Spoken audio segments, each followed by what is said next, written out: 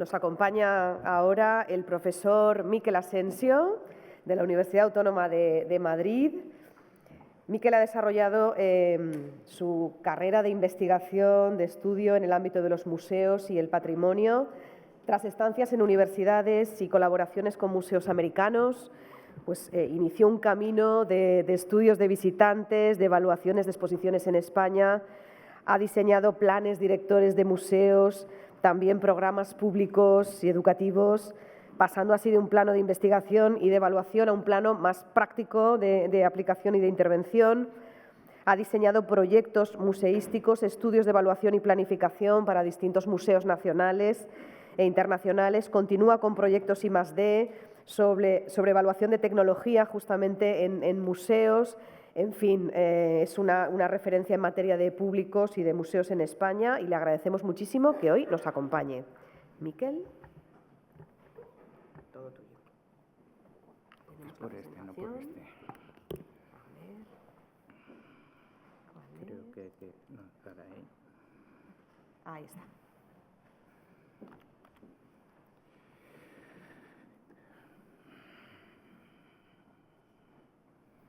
Vale, bueno, pues qué deciros, muchas gracias en primer lugar a Isabel y al Museo Arqueológico Nacional por la invitación.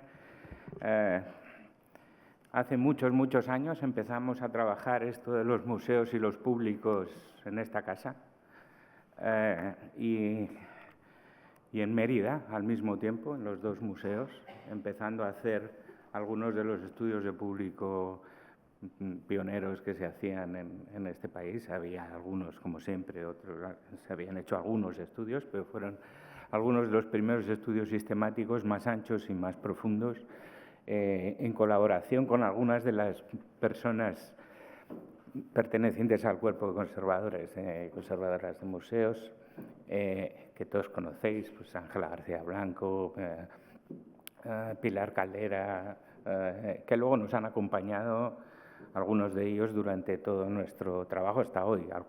Seguimos colaborando con algunos de ellos, como el caso de Pilar. Siempre hemos trabajado mucho y muy cerca con la gente de los museos. Aunque nosotros seamos un equipo externo, siempre trabajamos de manera directa. Pues luego iré citando a otras personas con las que hemos desarrollado los proyectos, siempre de manera muy en equipo.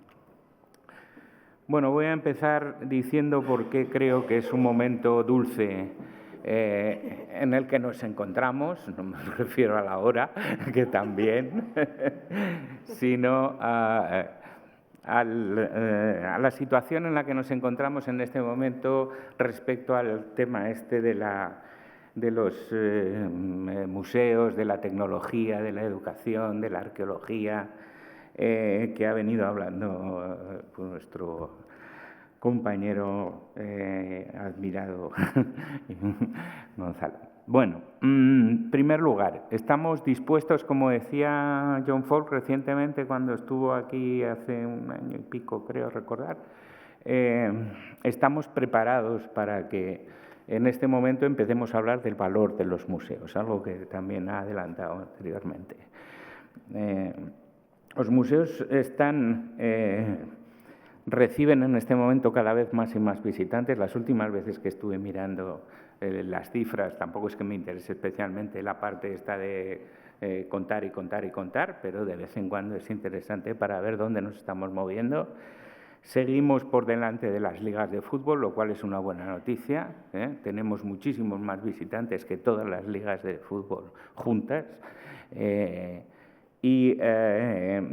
Bueno, esto nos da un peso a nivel económico, a nivel físico, a nivel social, que es un poco lo que recorre John en su libro, en su último libro, y esto deberíamos ser más conscientes de lo que somos, porque a veces la cultura siempre vamos pidiendo perdón respecto a otro tipo de cuestiones, ¿no? Por ejemplo, con respecto al turismo, ¿no? Cuando hablas con un consejero o con un director general sobre estos temas, siempre te pasa, ¿no?, que desde su mentalidad hay temas sustanciales, como es el turismo, y hay temas como la cultura, que es como la guinda del pastel. Bueno, estamos en un momento importante en ese sentido de reivindicación, de valor y de preparación para empezar a reivindicar de una manera mucho más elaborada.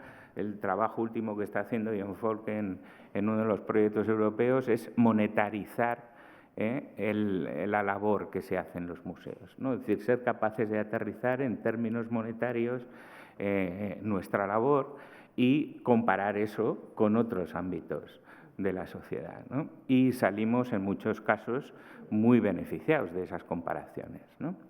El segundo aspecto que justifica el momento dulce en el que estamos son los cambios de la ley educativa.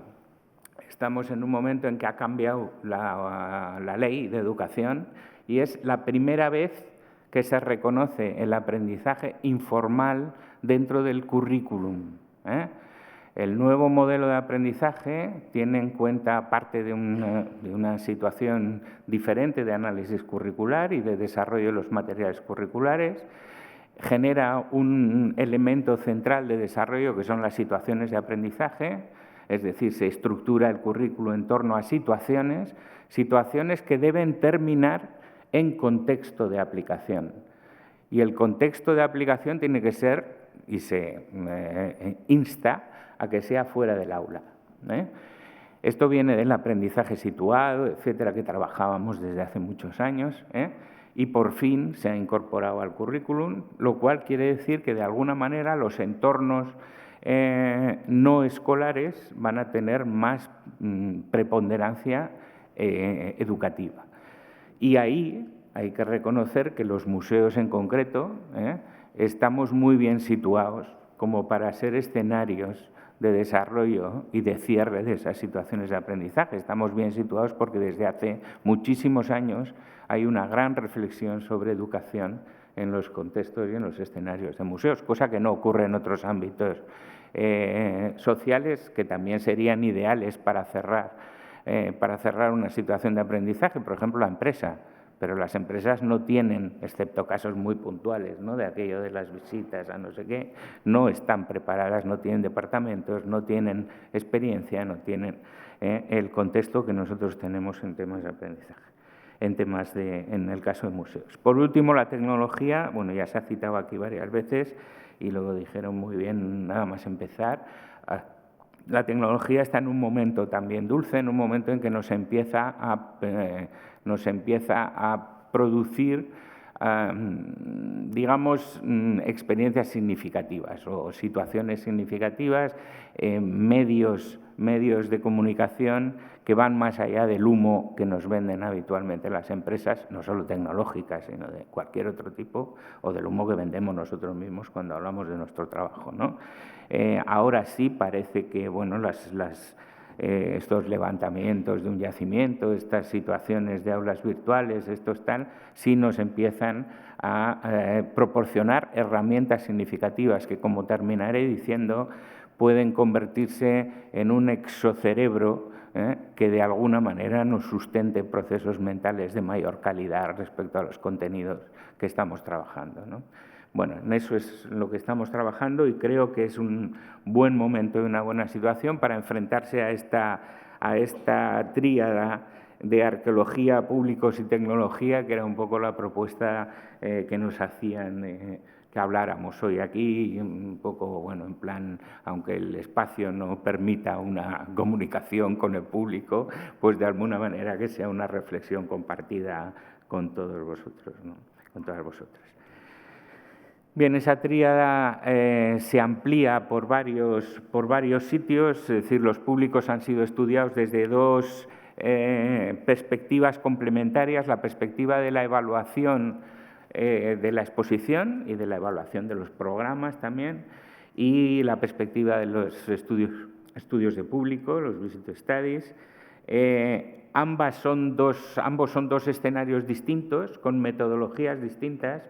Luego pondremos algún ejemplo, y en ambos casos bueno, se producen resultados interesantes para entender un poco esa relación entre arqueología, públicos y el resto de derivaciones de recursos, entre los cuales los tecnológicos son fundamentales.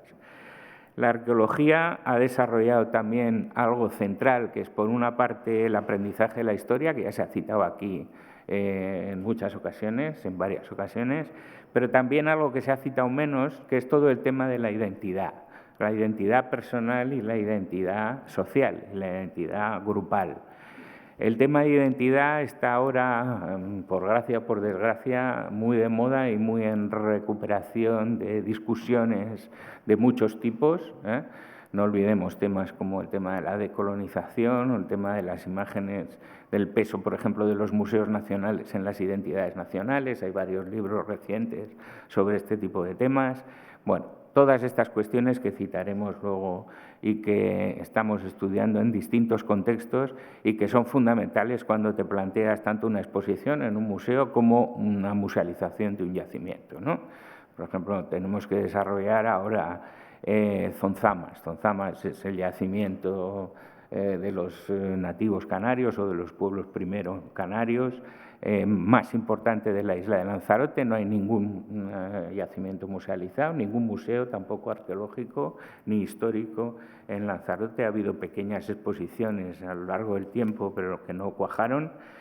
Y bueno, musealizar eso con todos los condicionantes que tiene, tanto de cultura material, por supuesto, como de narrativa, y de narrativa en una determinada dirección, ¿no? Con todos los enigmas y con todo lo que no sabemos, como decía Gonzalo, que en muchos casos es mucho más de lo que sabemos, ¿no? Es decir, porque esta gente que vivían en islas no tenía cultura marítima, por ejemplo, ¿no? O miles de cuestiones como esa, ¿no? Bien, para realizar esas acciones tenemos sin duda que poner en marcha muchos datos. Seleccionamos, Elena, Paul y yo, estos días empezar por este ejemplo. Bueno, Elena está por ahí, sabéis que es la mitad de mi cerebro durante todos estos años y de todos estos trabajos los hemos hecho siempre juntos.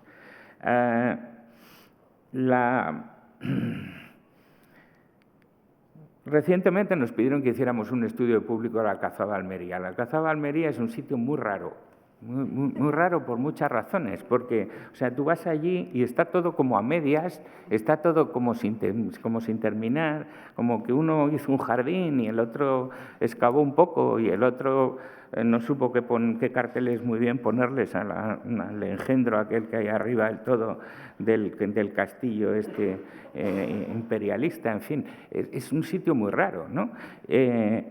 Y entonces, bueno, pues lo primero que empezamos es a preguntar a la gente que pasaba, ¿dónde está usted? ¿Qué es lo que le gustaría ver aquí? En fin. Y todos nos pedían más información. Todo el mundo, y esto es una norma que se repite en todos los museos y en todos los yacimientos.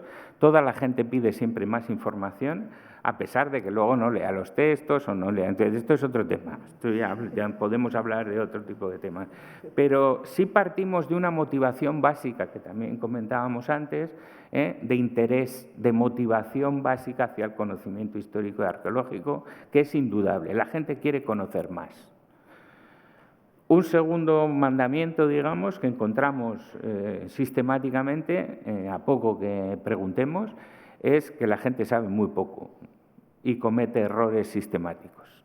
Sabe muy poco quiere decir que cuando le planteas cuestiones de solución de problemas pequeños, problemas de conocimiento relativamente simple, sobre, en el caso de la Alcazaba de Almería, sobre el periodo histórico, el siglo IX, bueno, ponen unas caras como si les estuviéramos, torturando, ¿no? Y tampoco es eso. Empezamos a ver ahí una serie de problemas importantes. Por ejemplo, hay muchísimos problemas de comprensión que provienen de muchos ámbitos muy diferentes, ¿no? Por ejemplo, hay sesgos ideológicos terribles, ¿no? En la Alcazaba de Almería nos encontramos con ese viejo sesgo de que esto pues, no es historia, no se identifica, no se termina de identificar claramente como otros trozos de la historia, ¿no? También es verdad que la historia pública está hecha en muchos casos por especialistas muy expertos a un nivel de elaboración que no es accesible por muchas razones, ni en métodos ni en contenidos, a los visitantes y a los públicos, ¿no? Hablaba antes Gonzalo del tema de las cunetas, ¿no? Pues esto es lo mismo que las cunetas, ¿no? Cómo conformamos ese universo de conocimiento en torno a la historia y la arqueología es, por supuesto, viene de múltiples fuentes, muchas de ellas no necesariamente con filtros científicos claros, ¿no? Bueno, nuestro conocimiento de estos temas no siempre está filtrado de una manera adecuada. El pasado, como decía recientemente, como aparece recientemente en la película de La Sociedad de la Nieve, el pasado es lo que más cambia, ¿no? El pasado cambia constantemente, es un país muy extraño, como decía Lowenthal, y la gente se trabaja con esa doble moral, en el fondo, de que el pasado es algo inamovible por una parte, y esto te lo dicen los niños relativamente recientes, o sea, relativamente jóvenes, y por otra parte, el pasado se puede renarrar de muchas maneras diferentes, ¿no? Y eso termina produciendo una cierta esquizofrenia digna de estudio. Bueno, se necesitan conocer a los públicos, se ha dicho en muchas ocasiones. Ahí tenemos, por ejemplo, una comparación entre lo que ha echado en falta cuando se visita la Alcazaba de Almería o qué es lo que más le ha gustado de lo poco que se ve, ¿no? Cuando se hacen este tipo de comparaciones, bueno, se comparan las motivaciones con los impactos, y nos permite hacer un análisis bastante interesante de lo que estamos ofertando, uno de los muchos análisis que podemos hacer, ¿no? Estas comparaciones, lógicamente, hay que hacerlas por segmentos, y dentro de esos segmentos nos vamos a encontrar conflictos de apreciación radicalmente diferentes. Por ejemplo, los conflictos entre expertos novatos, los conflictos entre públicos locales y turistas, los conflictos entre el profesorado y estudiantes. No queremos lo mismo cuando vamos a una exposición o cuando vamos a un sitio arqueológico, y esto es un problema importante, ¿eh? Es un problema porque a la hora de definir las narrativas no sabemos muy bien si hay que hablar de Santa Teresa o no hay que hablar de Santa Teresa. Claro, y si haces caso a los que viven en Ávila, te dicen que por Dios ya vale, ¿no? Ya se lo conocen todo, de la novia, del novio, y lo que quieren es que les cuentes otras cosas. Y sin embargo, si hablas con los turistas, quieren que les cuentes la levitación universal, ¿no? Bueno, esas diferencias es uno de las múltiples labores de hilado fino que tenemos que hacer cuando diseñamos una exposición o un programa público, ¿no? Siempre aparecen aquí ya claramente los distintos niveles de complejidad, la complejidad de contenidos, un nivel semántico, el nivel sintáctico, qué tipo de recursos utilizar, cómo enhebrar esos recursos a lo largo de una secuencia, de una serie. El tema de sintaxis nosotros cada vez nos parece más importante como reto teórico y como reflexión de método cuando estamos trabajando en el diseño.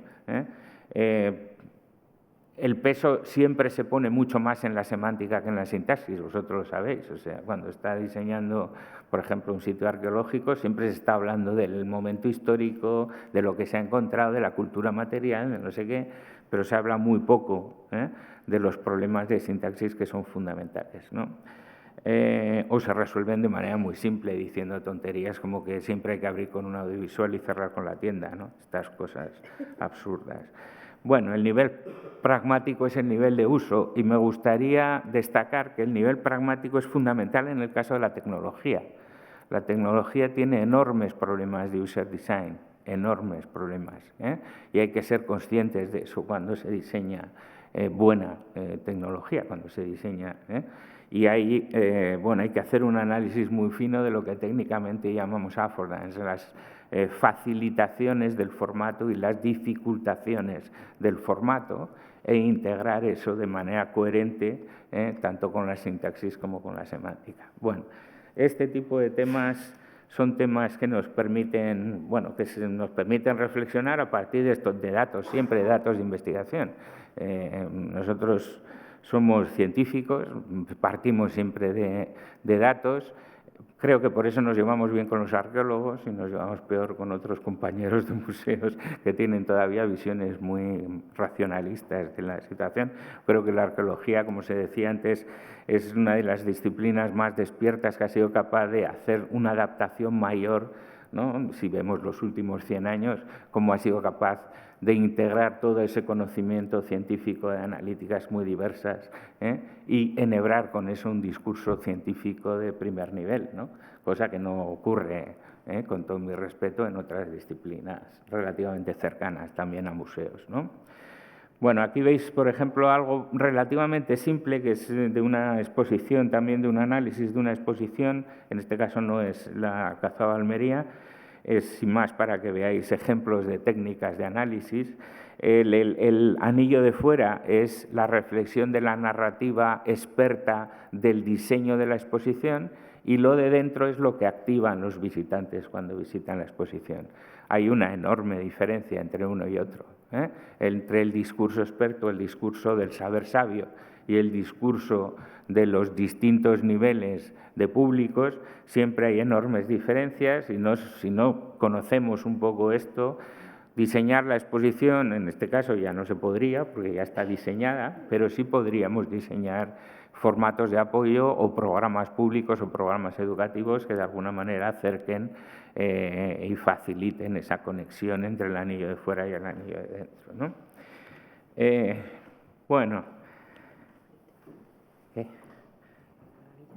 Cueva Pintada. Cueva Pintada es un sitio raro también. Llevamos 17 años estudiando lo que sienten los visitantes cuando se les mete a ellos en una vitrina, como veis ahí. Se meten a ellos en una vitrina para que contemplen el patrimonio, ¿no? Cueva Pintada, junto con Carmen Gloria Rodríguez Santana, que ha sido hasta hace nada la directora, ahora está en Casa Colón, hemos hecho la serie más larga de estudios de público que se ha hecho en este país. Ya os digo, 17 años tomando regularmente muestras, y más amplia, es decir, donde se ha estudiado más tipos de cosas con más tipos de técnicas, ¿no? Bueno, sabéis que hay algunos observatorios de público, como el catalán, por ejemplo, como el del Ministerio y tal, pero tienen series muchísimo más cortas de observación y de encuestas, etcétera. Bueno, Cueva Pintada ha sido un laboratorio. Los museos para nosotros siempre han sido laboratorios de trabajo. Es un laboratorio donde hemos probado muchísimas cuestiones, y nos hemos ido encontrando las principales dificultades con las que se construye el pensamiento histórico. El pensamiento histórico y arqueológico se construye de una manera difícil, no es simple construir nuestra teoría del pasado, y tenemos que superar una serie de problemas que están relativamente bien estudiados desde hace ya unos cuantos años, por gente que viene de la historia pública y por gente que viene también de la psicología cognitiva, sobre todo, y bueno, en este país empezamos hace ya más de 40 años a estudiar este tipo de temas, ¿no? ¿Cuáles son algunos de esos problemas? Por ejemplo, problemas de cronología, clarísimo. No es fácil manejar las cronologías y se cometen errores sistemáticos cuando se trabaja con cronologías. En Cueva Pintada, por ejemplo, es muy habitual que la edad de referencia que los visitantes manejan nos llevan Cueva Pintada a época paleolítica. Hacen toda la visita pensando que están, como es pintura rupestre, que están mucho más anteriores de lo que realmente estamos, que estamos hace apenas 1000 años, ¿no? Y ellos piensan que estamos pues hace 5000, 6000, 10000. Bueno, problemas de concepción causal. Sabemos que la estructura causal que somos capaces de aplicar al pasado siempre es mucho más simple, y establecemos relaciones lineales de causalidad. Es muy difícil que establezcamos relaciones de redes causales, que es lo que nosotros tenemos que aplicar para comprender una situación de una manera cabal, ¿vale? También problemas de relativismo, lo que se llaman problemas de relativismo cognitivo, es decir, tendemos a interpretar las realidades de manera estática y realista y no de manera perspectivista, es decir, que cada situación tiene varios puntos de vista y que además esos puntos de vista pueden ser ciertos, distintos, a pesar de que sean diferentes. ¿En función de qué? En función de sus marcos de referencia, ¿vale?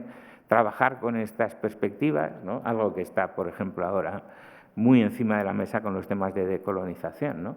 Trabajar con estos marcos de referencia y con estas posiciones de relativismo cognitivo es algo que cuesta muchísimo a la mayor parte de la gente. Estoy hablando en términos de públicos, pero en términos generales, a los expertos no les cuesta, claro, no les cuesta, cuidado, en su disciplina. Una cosa que hacemos habitualmente y es muy divertida es ponerle a un historiador problemas distintos en disciplinas distintas y se comporta exactamente igual que una persona no instruida, ¿se entiende? Entonces, este tipo de temas, cuando nos enfrentamos a construcciones complicadas, teóricas complicadas sobre el pasado, pues hay un listado de problemas que aparecen de manera sistemática, que no tenemos ni tiempo ni es el lugar de empezar a explicar uno por uno, pero bueno, que os he listado ahí para que más o menos pudiéramos ver. El problema de trabajo con las fuentes, el problema de identificación de la cultura material, ¿no? Como las claves de asociación entre la cultura material es difícil, ¿no? de realizar. Y por tanto la lectura de la cultura material tiene dificultades importantes.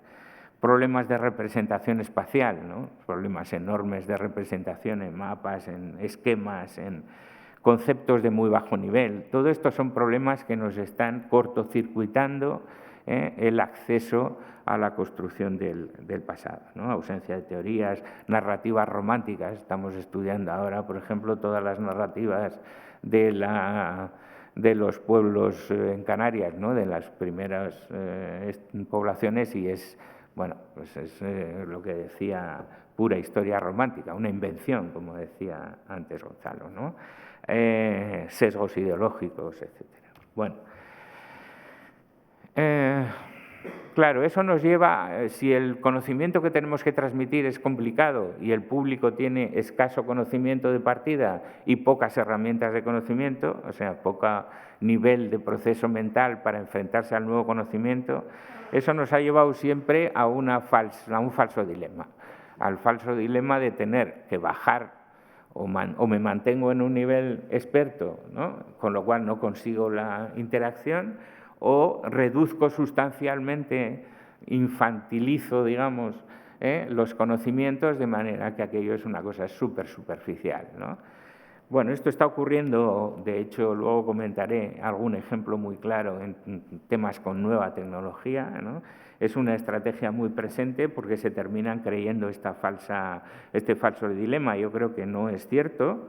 Yo creo que hay maneras de encarar este problema. Lo que pasa es que hay que evaluar, hay que medir, hay que ver cuáles son los niveles de partida de los distintos segmentos de público. Tenemos que partir de los intereses y de las preguntas que se hace el público y tenemos que interactuar entre eso y el saber sabio. Si no hacemos eso, claro, tendremos como opción el hacer una cosa mucho más superficial y parecerá que hemos hecho algo, pero realmente no se producirá esa adquisición mínima de conocimiento que es exigible a una experiencia de este tipo, ¿no? Como decía nuestro director general al principio, que me ha parecido muy pertinente, ¿no? Es decir, si vamos a realizar algo, nos debería quedar algo, nos debería quedar de esa experiencia un mínimo de construcción de conocimiento que nos cambie nuestra manera de ver el mundo, ¿no? Bueno, los estudios de este tipo son mucho más que perfiles, no vamos a entrar en perfiles, que es un tema aburrido, pero muchas veces, y esto siempre quiero decirlo, se identifican los estudios de público con estudios muy superficiales de dónde vienes, a dónde vas, ¿no? Esto de, ¿hacéis estudios de público? Dice, sí, le preguntamos el código postal de dónde viene, ¿no? Esto es un poco de chiste, pero ocurre, cuidado, ocurre. Y bueno, hay que tomar conciencia, ¿no? los públicos tienen una concepción funcional, va a depender de lo que estemos ofertando, ¿no? Si montamos los saraos que monta Pilar Caldera en el Museo Nacional de Arte Romano y cambiamos nuestra oferta sustancialmente, vamos a cambiar nuestro público sustancialmente. El público no es un castigo divino. Me hace mucha gracia porque hay museos que te dicen, no, es que nosotros tenemos este tipo de público, ¿no? Como si fuera una jaula, ¿no? Bueno, tienes ese tipo de público porque hace determinado tipo de cosas de una determinada manera, ¿no? Es verdad que hay una cierta inercia. Yo me acuerdo con esto siempre mucho de Pepe Guirao, porque hicimos muchos estudios en la Reina Sofía y era verdad que hay un momento inercial, ¿no?, de los públicos, y cambiarlo cuesta, lleva tiempo, no es fácil. Si, por ejemplo, haces de repente una exposición distinta, te viene el mismo tipo de público de tu museo, ¿no? Tienes que hacer muchas otras cosas para que vayas cambiando. Y tienes que hacer experiencias, pues eso, a base de programas, a base de tal. Es verdad que hay un momento inercial, que es ese momento, ¿no?, de giroscopio hacia adentro, centrípeto, que hace que todo sea igual. Bueno, tenemos muchas técnicas hoy en día para apoyarnos, para superar este tipo de problemas que estamos comentando, términos de observación. Veis ahí los clásicos mapas de uso, diagramas de dispersión que nos permiten analizar las unidades expositivas que hay que remover en una exposición, en un museo. Metaanálisis. Los metaanálisis son interesantes porque nos permiten comparar los resultados que obtenemos en nuestra exposición con exposiciones en general, ¿no? Tiempo medio por elemento, la proporción de visitantes diligentes, que son los que dedican atención a más del 50% de los elementos, los análisis de velocidad, tanto directos como inversos, bueno, y las paradas por elemento. Todo esto son variables que nos permiten hacer análisis muy finos de cómo está funcionando la exposición, el recorrido, qué piezas son relevantes, consideramos relevantes y están siendo consideradas relevantes por parte de los públicos. Uno de los primeros trabajos que hicimos en esta casa fue un estudio en el cual algunas de las piezas que estaban destacadas estaban colocadas de manera que pasaban más desapercibidas que las que no estaban destacadas, ¿no? Entonces hubo que remover ahí la exposición y tal. Son efectos muy claros, que aparecen cuando pues, estudias este tipo de cuestiones. Por supuesto, evaluar los impactos, la aprendibilidad. La aprendibilidad es algo importante, no todos los conceptos son fácilmente removibles, ¿eh? Hay conocimientos que se resisten al cambio, ¿eh? El cambio conceptual es algo que hemos estudiado mucho en psicología cognitiva, no es fácil, el cambio conceptual no es fácil, sobre todo cuando nos afecta a nuestras propias teorías para explicar el mundo, ¿eh? Y nuestra concepción del pasado es una de nuestras teorías fundamentales para explicar el mundo. Y, por tanto, el cambio conceptual ahí tiene reticencias por parte de los sujetos.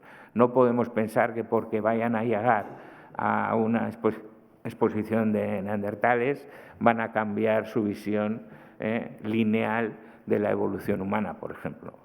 Por mucho que se lo expliquemos en Burgos, y les estemos diciendo, hablando los parantropos y hablando no sé qué, no sé cuál, ¿no? La resistencia al cambio es un tema importante y la aprendibilidad es algo que hay que estudiar con detalle. El aprendizaje entre el pre-post, esto nos da también mucha información, ¿no?, de qué se sabe cuando se llega y qué se sabe cuando se va, y cómo los formatos nos ayudan a hacer un cambio en ese sentido y si se produce o no. Las técnicas pueden ser técnicas muy diferentes. Últimamente estamos usando mucho las Polaroid. Las Polaroid nos permiten dialogar mucho con los sujetos. Les damos unas Polaroid y hacen la visita y sacan unas cuantas tal y luego nos traen las fotitos y con las fotitos ahí en una mesa sentados tranquilamente hablamos con ellos de por qué han sacado esas fotos que les ha llamado la atención, para qué, bueno, y salen contenidos, salen situaciones de ordenamiento de la información, salen muchas cosas, salen recursos analógicos o digitales, me da igual, pero es una buena técnica para luego hacer este tipo de análisis, que son análisis de las opiniones y de cómo se estructuran las opiniones de los visitantes. Bueno, como veis, mucho trabajo, ¿no? nos permite sacar estos mapas de calor de los elementos más pregnantes de la exposición. Todo esto son datos de Fundació de Cosmocaixa en Barcelona, estos últimos que estoy enseñando. Bueno, otros elementos que te permiten hacer otro tipo de análisis. Bueno, los territorios digitales no son, voy a ir muy rápido y a partir de ahora los territorios digitales, pues no creo que haya que pontificar sobre la tecnología, más allá de decir que es una buena oportunidad que hay que aprovechar inteligentemente, ¿no? Que yo creo que en eso estamos de acuerdo todos. Empezamos a estudiar la tecnología hace muchos años, en estos dos museos, al principio de los 90, cuando la realidad virtual usaba esos cascos que os puedo asegurar que eran absolutamente ortopédicos y que cuando movías la cara el paisaje que estabas viendo iba viniendo así, clan, clan, clan, clan, hasta que se te colocaba delante y tardaba bueno, era muy divertido, pero claro, en aquella época era absolutamente innovador, etcétera, ¿no? Hicimos algún estudio de cómo, de la potencia explicativa que tenían los dioramas frente a los ordenadores, salían perdiendo los ordenadores de manera brutal en aquella época todavía. Bueno, hay publicaciones al respecto donde se han estudiado pues eso, distintos tipos de tecnologías. Yo creo que todos coincidimos que las tecnologías actuales, como esta realidad virtual que tuvimos la oportunidad de investigar con calma en el propio Ministerio, con Ana Cabrera, en el Museo de Artes Decorativas, bueno, estas tecnologías prometen mucho, pero es verdad que todavía están en un nivel de desarrollo incipiente, y presentan, como os decía al principio, muchos problemas de ergonomía todavía, ¿no? No estamos acostumbrados a que en una gafa así nos aparezca un icono aquí y nos dispare un vídeo. En fin, todavía hoy por hoy a nivel perceptivo, atencional, a varios niveles, esto todavía necesita un cierto recorrido. El tema de las gafas virtuales que te ciegan y que pues te presenta otro tipo de problemas de sintaxis de uso en la exposición. Es decir, cada formato en su momento tecnológico pues está teniendo una serie de problemas que hay que ver con calma, ¿no?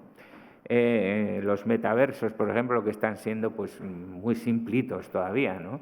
Que reproducen lo que tenemos en la exposición, lo cual es un poco absurdo. Quiero decir, la tecnología nos debería dar paso a mundos alternativos, no a los mismos mundos que tenemos en la exposición, ¿no? Es decir, que sería mucho más sensato. En muchos casos estamos haciendo aplicaciones de tecnología porque tenemos la tecnología y hacemos lo que nos permite hacer la tecnología, ¿no? Pero no imaginamos previamente qué es lo que nosotros queremos, cuál es nuestro mundo alternativo que nos permitiría explicar algo distinto y buscar el formato tecnológico que nos permita resolver eso, ¿no? Bueno, como decía Larry Niven, hay que buscar mundos posibles alternativos, ¿no?